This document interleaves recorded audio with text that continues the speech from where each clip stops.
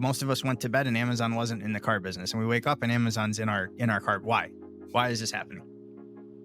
Because dealers are stuck on the 7 most expensive words in business. We've always done it this way.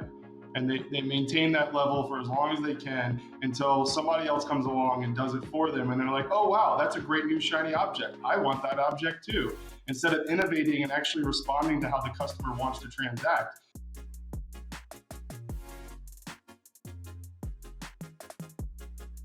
Welcome back, everyone, for another episode of the Wheelhouse. Super excited today. We've got some new cast members that wanted to step into the ring. Just to go around real quick and introduce, we have Matthew Haiken, retailer principal of Premier Auto Group, Prestige Auto Group, sorry. Michael Wood, GM of Checkered Flag, Jaguar, Land Rover of Virginia Beach. We have to find a shorter title for that. And then Brian Kramer, EVPcars.com. Thank you guys all so much for joining us. And as usual, we take pride in being the only show on ASOTU that has its own set of disclaimers. So just as a reminder that the opinions and views expressed herein are those of the speakers themselves and do not represent those of ASOTU, their affiliated companies, or the speakers' affiliated companies. I've got 30 seconds up on the clock. I want to know how this year is going, what you guys see for ending up in December, and whenever your year closes, what you see that you're going to look back on and say about the year. Can you tell me that right now, how you see this year winding up for you guys from a whole store perspective? And then, or from an industry perspective, I definitely would hear that from Brian. But 30 seconds on the clock. And Michael, as the newcomer, why don't you go ahead and start us off? Actually, it's been a great year. I mean, we're up in new car volume and used car volumes at both our Jack Land Rover store and my Volkswagen store.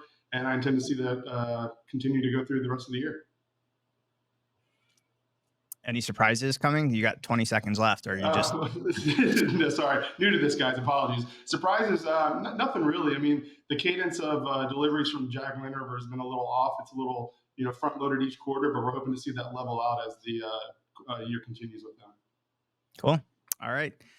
Matthew Haiken, we'll load up your 30 seconds. Ooh, awesome. Somebody on a bicycle just rode by here. So we're definitely back to stocking them deep and selling them cheap in tri-state, New York, New Jersey. A lot of inventory, lots of volume. Margins have compressed. It's back to where it was pre-COVID. So it's exciting. A lot of volume, and it puts a lot of pressure on the system for expenses. I love, as we're seeing this more and more, I love the sort of like awkward smile. Like, it's exciting. Listen, it is. Lots of opportunity. Brian, we've got 30 seconds on the clock from you. What does it look like from your vantage point? What are we going to be seeing?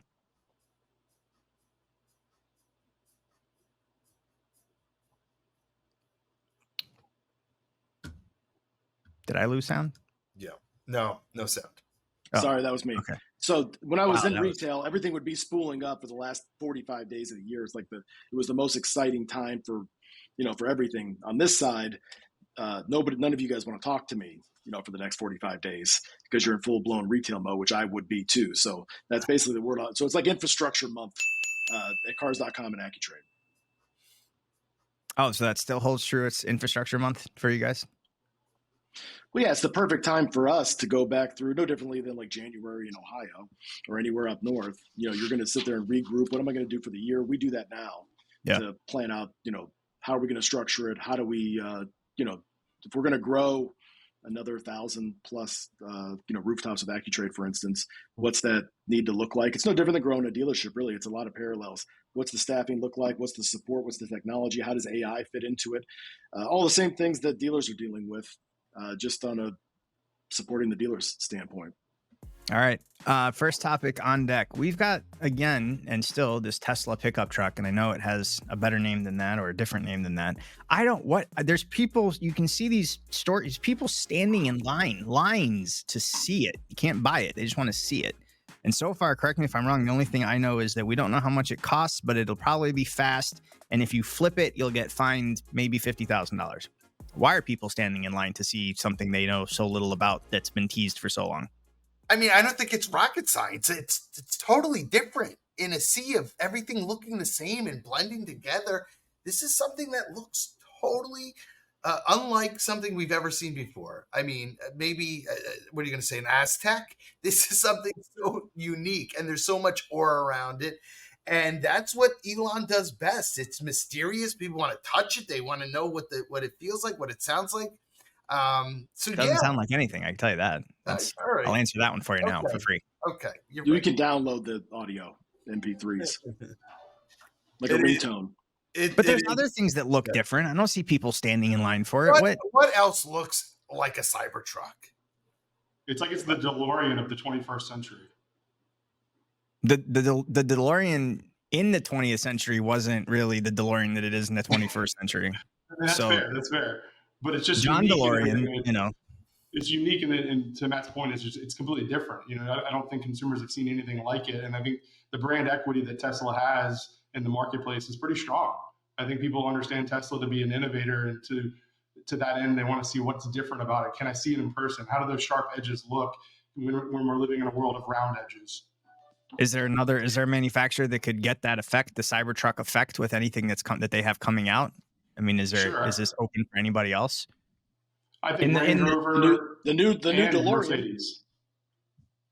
Yeah, but I still think the other OEMs, they have this like box of tools, and they're like, okay, what can we put on the G-Wagon? We got an extra set of wheels here. We got a rack here. I mean, to do it ground up, probably not, because to make money in manufacturing, you have to share the scale.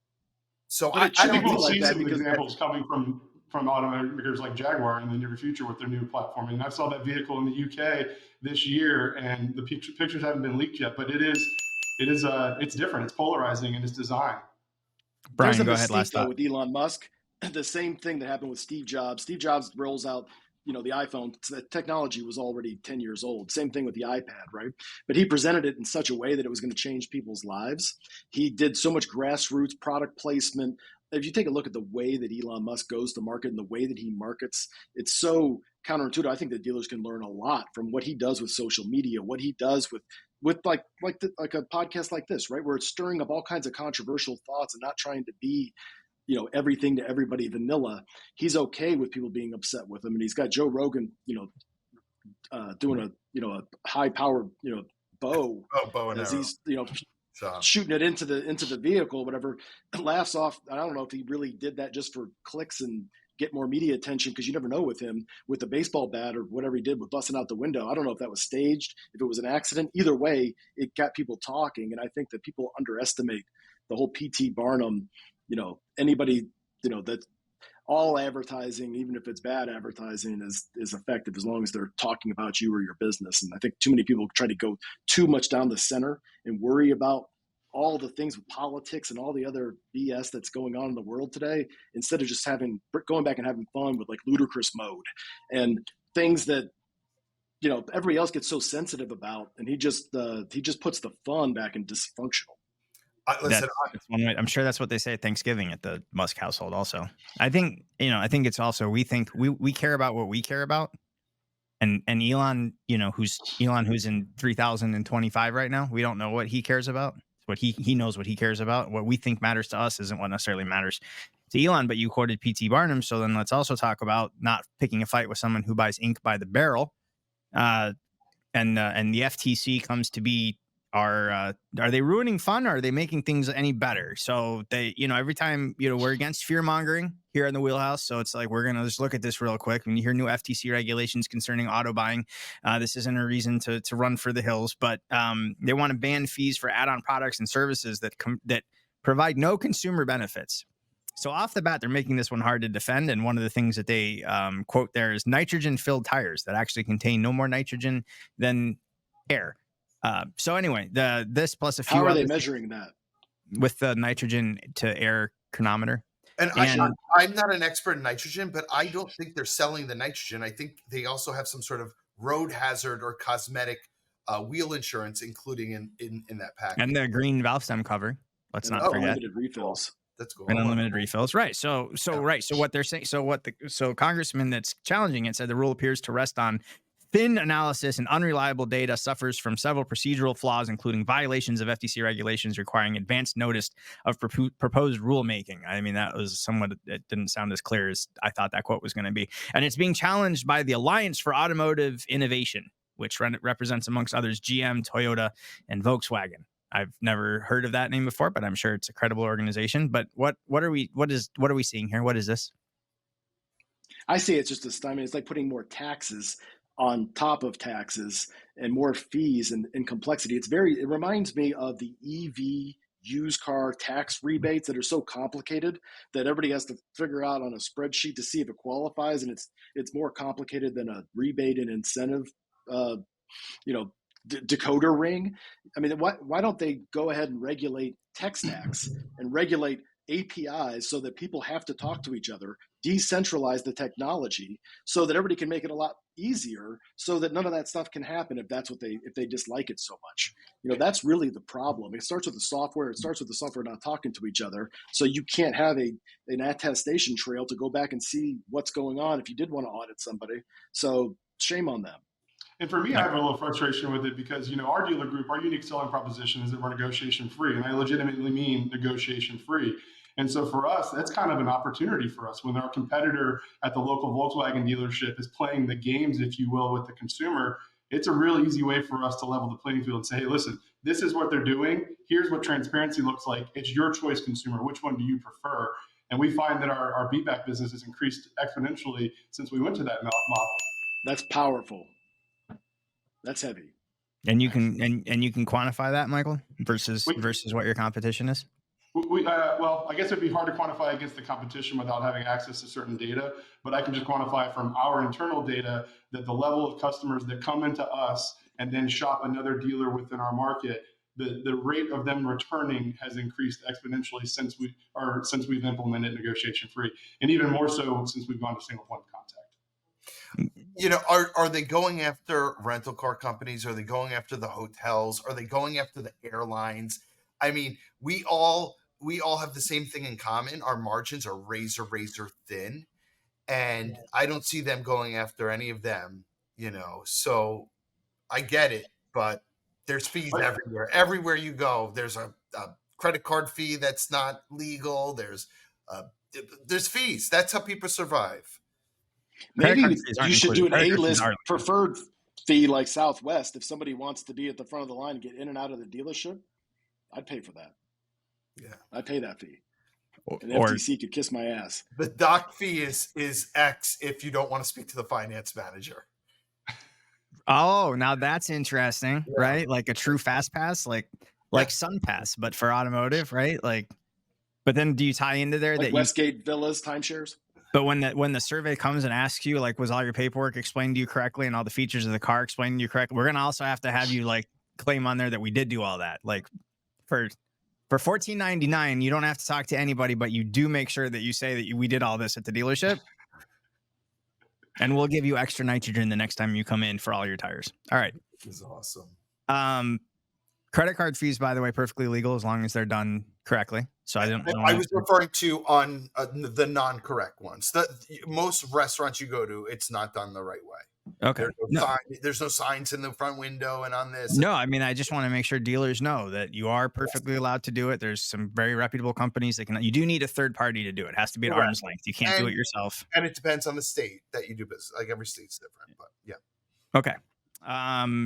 Tesla gets somewhat of an unusual, but kind of speaking it the way it is endorsement. CEO of Mazda in an interview basically said that it's not an EV market, it's a Tesla market. Teslas are the only EVs that are, this is paraphrasing from what he gave in the interview. Teslas are the ones that are successful in the electric market in the United States. He's talking about specifically saying that really it's Tesla's market. And then there's sort of everybody else doing EVs. And he's doing that sort of as to explain Mazda's position. Mazda's a successful company also. I think they have a great niche in what they accomplish, and they've got a very performance-oriented network. So I take that. It's pretty interesting when I also think it's the first time we've had an automotive OEM CEO come out and say, no, there's a Tesla market and then there's EVs. We're not trying to play in the Tesla space, and we're not sure yet that we want to be in that, how we want to be in that other space either. You think we're going to start seeing more of that as people segment? Is the market is the market actually segmented like that? The reason they're saying that is because they cannot make money and compete.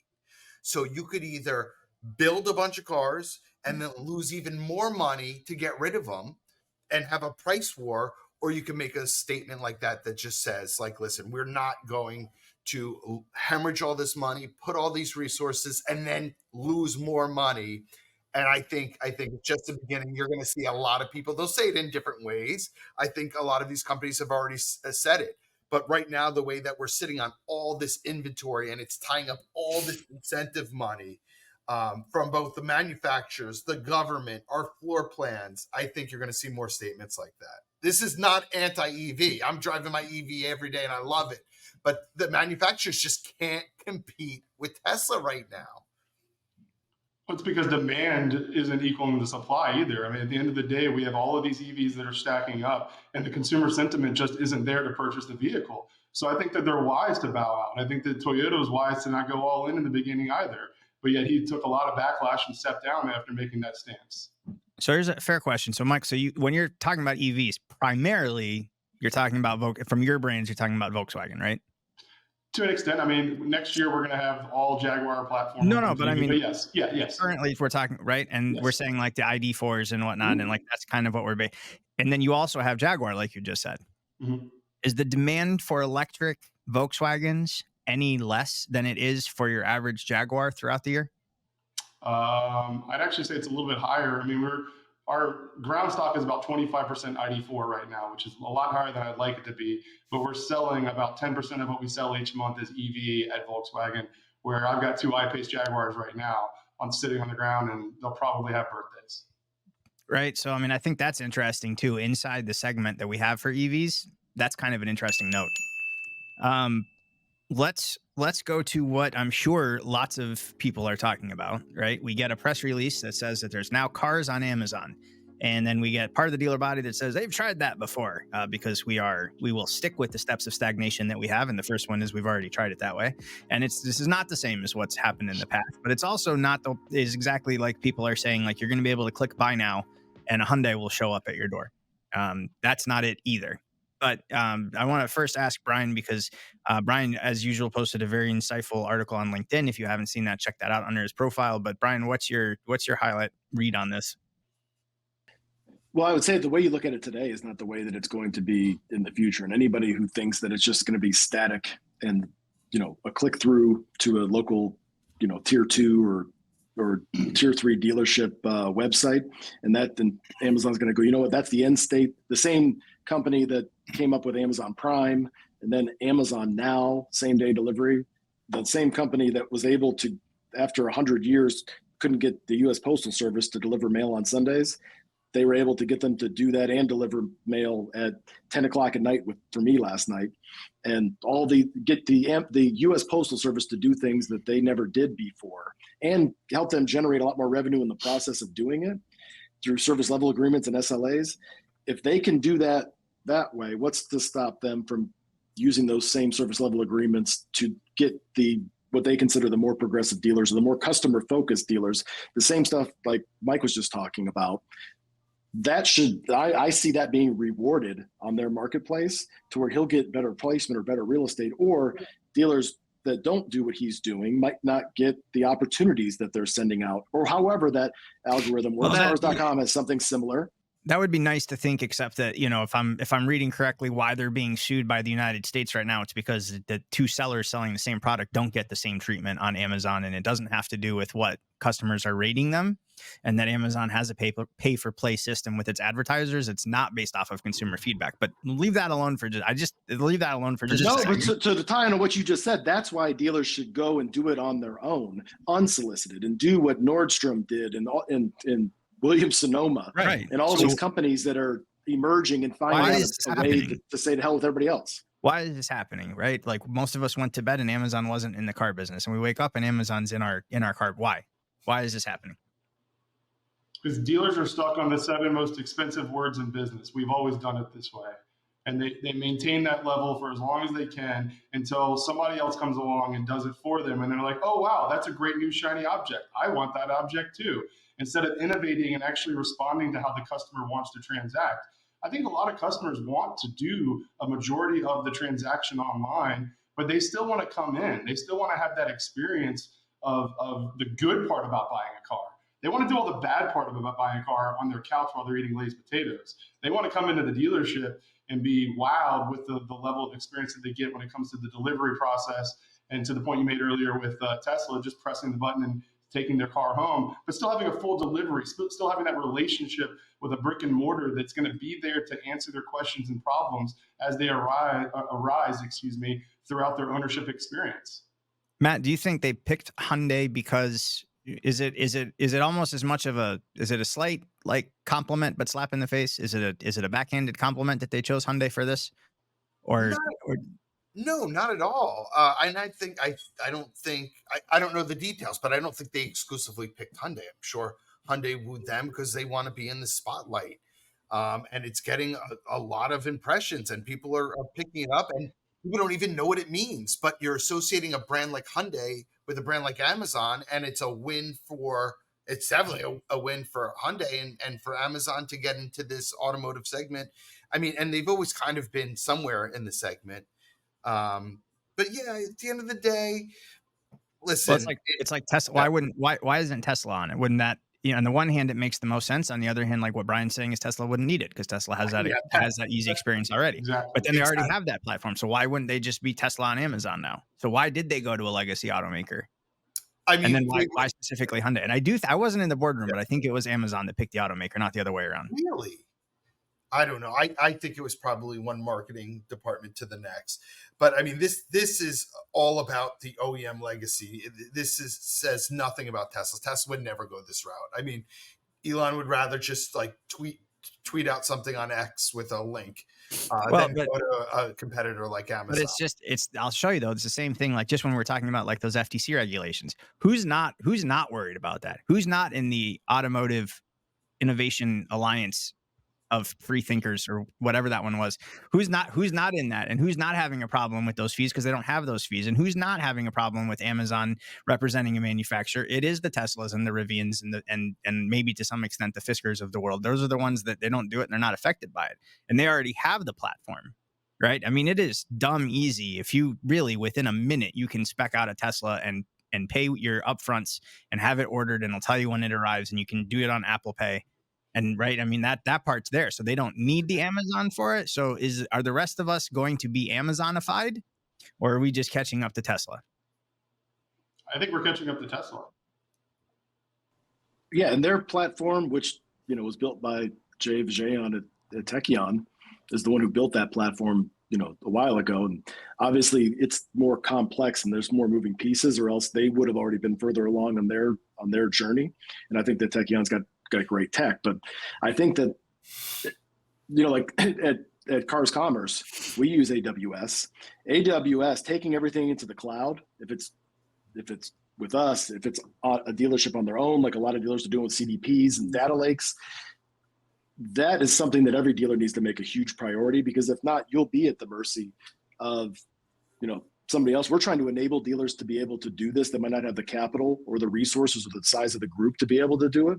But I think that the biggest problem with anybody trying to do this without going into the cloud, and Amazon they own that market with AWS. They're like the Thomas Edison, or the electric company when it comes to that. They own the data and sharing service and everything that comes to that. But they also, by doing that, don't have the tech stack issues that every legacy car dealer has. So now they can take everything up to the cloud and transact in a way that everybody else can't, with a separate CRM that has a hostile API into the DMS and all the other things that happen along the way. Everybody can go to a cloud-based transactional capability, and that really is the answer. I also think there's a fear amongst the legacy dealers to relinquish the control. There's this thought that we have to control every single step of the process in order to be profitable. But a lot of times when consumers are left to their own choices, they'll spend more money. I mean, we don't have to have complete command and control of every 37 step or how many steps you have in your process in order to be profitable. We need to listen to what the customer wants and respond in kind. Do you see that with single point of contact, Mike? We do, absolutely. We saw an increase in F&I PVR, we saw an increase in PPD, and we saw about a 50% reduction from the expense loss that we had when we got rid of the F&I managers. Because of course, some of that money had to go to the what we call product specialists to incentivize them. But no question, it's a less There's less friction in the process with the consumer, and we're more about presenting the options and educating as opposed to hardline closing. It seems to me the things that we hold as like this will never happen type thing, or it's just too difficult for too many reasons in the car business, something that like I've been told most of my life, that these are now there's companies that come in and look at it with enough backing and enough people from other industries that look at $1 trillion industry like automotive retail here and say, no, actually, like that's not, why not? Like that's not unreasonable. You know, we can tell you what your payment will be next month when you get your car, and they'll start there. We have people from Amazon that work for our company that used to work for Amazon. And as I'm asking, I'm like, well, can we do this or do this? And some of them kind of chuckle and they said, we did this with healthcare at Amazon 12 years ago. Yeah, but I've already been to that party. Like, go ahead, Matt. We've been waiting for this forever. Like, we embrace this. We want it to happen. Like, we're not the ones holding this up.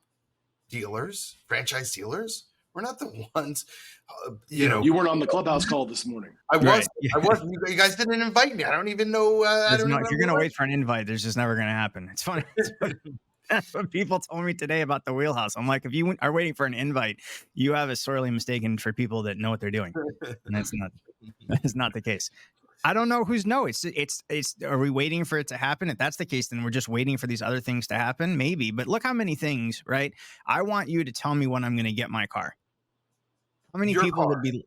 How many? Yeah. I order a car from you, right? Yeah, I can. And that's put a room full of 100 dealers from all different OEMs, right? And say, stay in the room. If you can tell me, I'll give you a 30-day window, right? But the penalty is $1 million cash. When am I going to get my car that I order from you today? And you have a 30-day window. When am I going to get my car? Who's left in the room? Why? What do you mean, why? Why? No, that's a great question. Why? Why can't anyone tell you that question? I'll tell you why. I'll tell you why. Okay. Because there's a pot of money and I've never worked for a manufacturer. I always dreamed that one day I could have that experience. They have a pot of money and they do not give a shit, from my perspective, about taking that money and fixing their legacy distribution programs. I don't think they can't prioritize it all. They only have so much. Matt, think about like with your local advertising or dealership group when dealers argue and debate about inbound units, not inbound units. Can we display them? Do only ground units? What are we going to display? And nobody can agree on that stuff. That's what holds everything up, because they should be able to, like, if you order a Volvo EV, that OEM process is very well defined. I know for a fact that JLR is very well documented with the consumer as to if you order the new body Range Rover Sport, they're going to tell you, just like a Ford Bronco, they're going to tell you every step of the way, and they're going to communicate with the consumer in many cases better than not JLR. That's not JLR is actually I'm drinking the Kool-Aid with JLR, and I'm a big fan of them, but that is actually our biggest problem. I mean, if you walk into my dealership right now and you want to order a long wheelbase autobiography new body style Range Rover, and you ask me, hey, when's it going to come in? I'm going to be like, right. And you've got customers that'll tell you, like, Michael, it's fine if it's a year. Okay, yeah, it's fine, but tell me, is it a year? And tell me when that's going to be. Yeah. And you still can't do that. How about just here's when you're going to get your car, and this is your lease payment. Because like then we've already priced out what the car is. That's online. We've already showed you what the rate, what it's going to be on either a loan or a lease. We've already shown you that. There's not a debate about like, well, do you show a lease on every pencil? No, because of course you do. It's just a slider. You just move it over and it tells you which one you want. Why? But in our industry, a lot of times we're still debating. Do you show a lease with every pencil? With them, it's like it's there with every pencil anyway. And the rate is the payment that I show you today is going to be true when you come to pick up your car. Can BMW do this on some cars? Yes. Okay, so what about the trade? So what about the trade? Like there's a trade involved and you don't know if the car's going to be here in 120 days or 90 days. That's why when you order that car, they're not asking you about your trade. They're just it's not even a part of the conversation. Really? That's not the way it's going to be with a lot of the manufacturers. And that's not, I don't think, what they have in mind. But I'll say this, because I'm heavily involved in that particular space. Yeah. We do it. I did it the same way that I did it at Toyota when the new Tundra came out, or whenever any new model came out, the Sequoia. We just sent them the link, and the customer, to Michael's point, can guide themselves through the journey, and they can refresh it every 3 days, just like they can on Carvana, or they can do it on other competitive websites like that. Keep hitting the refresh button every 3 days, and as you see it drop, you got two different choices. You can either watch it depreciate like your crypto account, or you can go over and you can go rent a vehicle. Just like I bought a car at a Toyota dealership in Miami the other day, and the car wasn't coming in for 3 weeks, the replacement vehicle. We said the same thing. Hey, here's the daily depreciation rate. It's about $38 a day. It's going to be 3 weeks. It's your call. Do you want to do that? Well, yeah, I want to take that money today. How much is it going to be? And they worked out, because they had a rental car company on site, and rented them a vehicle. But I think that everybody has to realize that the depreciating assets, no differently than the residuals, no differently than I've got a Vanderhall Brawley that was supposed to be here a year and a half ago on order, that they keep on just saying that they don't, and that's an EV company that should have all that together, and they can't tell me when. It should have been here last Christmas, and it's another year out. I might have got a DeLorean on order. I had to pay $5,000 or whatever it was for a deposit, but they gave me an NFT. I know I'm 2,387. Wait, what did you order? The new DeLorean. Oh, okay. Gullwing. But so at least I know and if I want to sell that, my spot in line, I can actually sell that for a profit because it's an NFT on a blockchain. I don't have to wait until it comes in or sell my slot, but at least I know, like I've got a Lexus GX 550 on order. That, I'm told that I'm third in line at the dealership, but do I know that? Could they put somebody else in front of me? Probably I would never know. How would I know? At least with the DeLorean, at least I know that that's what the number is, and I know there's going to be 20, and I'm okay with it. 2,386 people that get one before I do. Well, total up points that I didn't assign points, but Michael, this is your first time, so we're just gonna it was gonna be yours anyway. So congratulations. That one answer was the deserved all those points. Thanks, appreciate that. I've got some rapid fire questions, and when you guys see that 29 seconds or so on the screen, you just let me know, Michael. I'll read these as fast as I can, and you're going to answer them as fast as you can. And it's going to range from all things. All right, ready? Yep.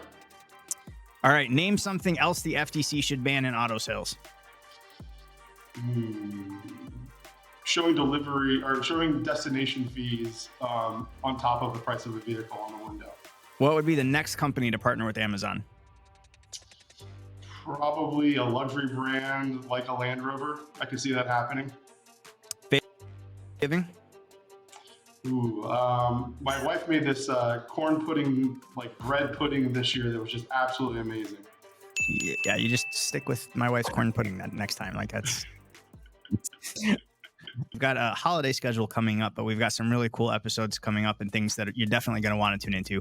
Thanks for our panel today, Matt, Michael, and Brian. Really appreciate you guys. Thank you guys for coming on. Hope everyone enjoyed the listen. Drop us some comments. Let us know what you'd like to hear about or more about or less about, and we'll try and pay attention to them.